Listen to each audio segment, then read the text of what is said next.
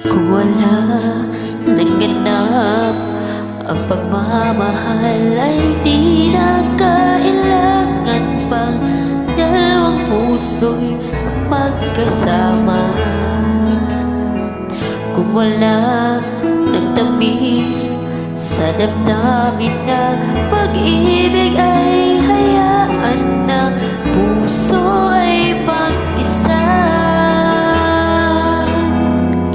Bakit nga ba iisipin ang sasabihin ng iba? Ngayong hindi siya ang nagdurusa. May bukas pang naghihintay sa pag-ibig na kapwa'y may lamig. Kapag wala na ang lamig na dati nag-aalab sa init.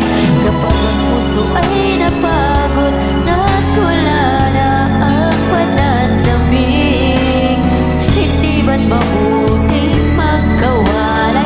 Puso sa iba'y dapat ialay, pagkat wala ng pag-ibig na naghihintay.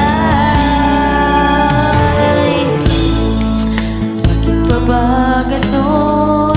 Puso ay kahihirapin sang turuan, di malaman, di maintindihan.